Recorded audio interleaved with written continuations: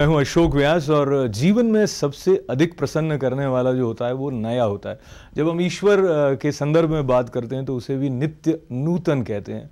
जो हमारे लिए नूतनता को उद्घाटित करने वाले रचनाकर्मी हैं, ऐसे एक विशिष्ट कवि, उनके नाम के साथ भी नव जुड़ा हुआ है। अभिनव शुक्ला आज हमारे साथ स्टूडियो में। आपका बहुत बहुत स्वागत है अभिनव जी। नमस्कार अशोक जी, आपको और ITV के सभी दर्शकों को मेरा नमस्कार और होली की बहुत शुभकामनाएं। आपके चेहरे की जो ये एक मधुर मुस्कान है, इस मुस्कान को लेकर जब आप मंच तक पहुंचते हैं तो सुनने वाले, देखने वाले बाग बाग हो जाते हैं। ये जो मंच और शब्द के बीच का पुल बना है आपके जीवन में, मैं वहाँ जाना चाहता हूँ जब आपको पहली बार लगा कि यार अभिनव, कविता ही मेरी अभिव्यक्ति का मुख्य रूप होना चाहिए। तो बहुत पुरानी बात है ये। मैं उस समय बरेली में इंजीनियरिंग कर रहा था। तब तक मैं टूटी फूटी तुकबंदियाँ करना सीख चुका था। अपने कॉलेज में और स्कूल में होने वाले फंक्शंस में मैं कविताएं पढ़ता था। हमारे रोहिलखंड विश्वविद्यालय में पहली बार एक कवि सम्मेलन का आयोजन हुआ और उसमें मुझे डॉक्टर उर्मिलेश को सुनने का अवसर मिला। डॉक्टर उर्मिलेश बरेली के पास एक जगह है बदायूं, वहाँ रहते थे। तो मैंने भी अपनी कविता पढ़ी थी, उन्होंने भी अपना काव्य पाठ किया। वो तो बहुत बड़े मंच के कवि थे, लेकिन वो अपना काव्य पाठ करके जब सब लोग खाने के लिए एकत्रित हुए तो उन्होंने मुझे अपने पास बुलाया और बोले कि भाई, मैंने तुम्हारी कविताएँ सुनी और मैं ये चाहूँगा कि तुम मुझसे आकर बदायूं में मिलो। मैं तुम्हें कुछ पुस्तकें देना चाहूँगा ताकि तुम और देखो कि क्या लिखा जा रहा है, क्या पढ़ा जा रहा है। मैं बदायूं पहुँचा। बदायूं जो है बरेली से करीब 2 घंटे की दूरी पर है। मैं उनके घर गया, उनके साथ मैंने 5-6 घंटे उनके यहाँ रहा मैं, और उन्होंने मुझे कुछ अपनी पुस्तकें दी, कुछ अन्य कविता के संबंधी विषयों में बताया। और फिर उन्होंने उनके गुरुदेव हैं डॉक्टर ब्रजेंद्र अवस्थी, उनके घर का पता दिया कि डॉक्टर अवस्थी जो हैं वो एक रिश्ते से मेरे नाना जी भी लगते हैं। तो मैं उनके घर गया, डॉक्टर अवस्थी के, और वहाँ फिर 4-5 घंटे उनके साथ मेरी चर्चा हुई। ये उम्र आपकी उस वक्त क्या रही? उस वक्त मैं रहा होऊंगा 17-18 वर्ष का। और जब डॉक्टर अवस्थी से मेरी भेंट हुई, वो जो था वो मेरे काव्य जीवन का एक टर्निंग पॉइंट था, मैं मानता हूँ। डॉक्टर अवस्थी ने मुझसे कहा कि अभिनव, तुम कैसी कविता लिखना चाहते हो? मैंने कहा मैं गोपाल दास नीरज जी जैसी, या काका हाथरसी जैसी, या ऐसी कविताएं जो सामान्यतः उस समय के जो प्रमुख मंच के हास्य कवि थे या और कवि थे लिखते थे, उस तरह की कविताएं लिखने की मैंने अपने हृदय की जो इच्छा थी वो व्यक्त करी उनके आगे।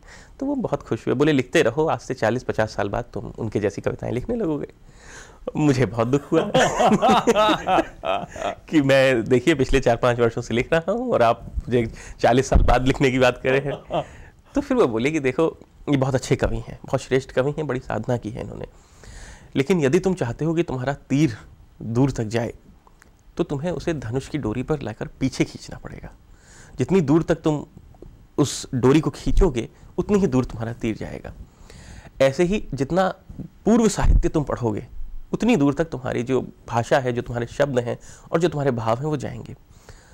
फिर वो बोले कि तुम्हें अगर लिखना ही है तो तुम तुलसीदास की तरह लिखने की कोशिश करो, कालिदास की तरह लिखने की कोशिश करो, शेक्सपियर की तरह लिखने की कोशिश करो।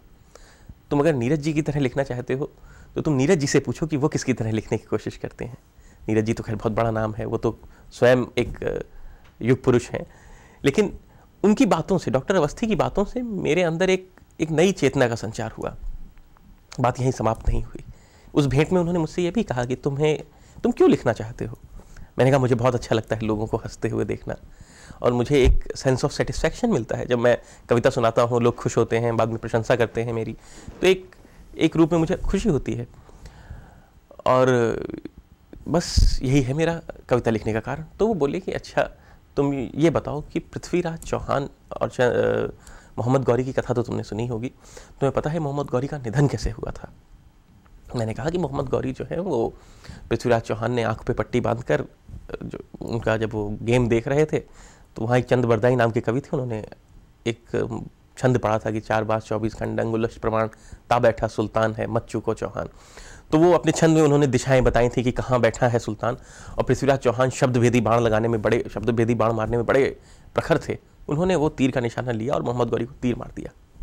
तो वो मुस्कुराए और बोले कि भाई देखो, जो इतिहास की पुस्तकें हैं वो तो ये कहती हैं कि पृथ्वीराज, ये मोहम्मद गौरी का जो निधन था वो वापस अफगानिस्तान जाते समय मलेरिया से हुआ था, पर तुम तो कुछ और ही कहानी सुना रहे हो, तुम्हें ऐसा क्यों पता है? मैंने कहा मुझे तो यही बात पता है। तो बोले तुम्हें ऐसा इसलिए पता है क्योंकि एक कवि ने तुमको ऐसा बताया है। एक कवि थे चंद्रबरदाई, बहुत श्रेष्ठ वीर रस के कवि हुए हैं। उन्होंने, वो पृथ्वीराज चौहान के सेनापति भी थे, उन्होंने एक ग्रंथ रचा, रासो, पृथ्वीराज रासो, और उस ग्रंथ में उन्होंने ये बताया किस प्रकार पृथ्वीराज चौहान ने मोहम्मद गौरी का वध किया। वो समय था जब देश पर बाहर से आक्रमण हो रहे थे, लुटेरे आते थे, हमारे मंदिरों को लूट कर ले जाते थे, हमारे जो सोशल फैब्रिक था वो धीरे धीरे उधड़ रहा था। ऐसे में एक कवि ने देश के स्वाभिमान को जगाने का काम किया। तो कवि और कविता जो है वो देश के स्वाभिमान की रक्षक होती है।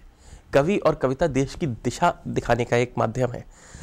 और ये बातें जब मैंने सुनी, उस दिन से मुझे लगा कि शायद कविता उतनी छोटी चीज़ नहीं है, या उतनी मात्र आनंद की चीज़ नहीं है जिस रूप में मैं उसको देखता हूँ। और वहीं से मेरे जीवन की गति का निर्धारण हुआ, वहीं से मेरे जीवन में ये नया मोड़ आया।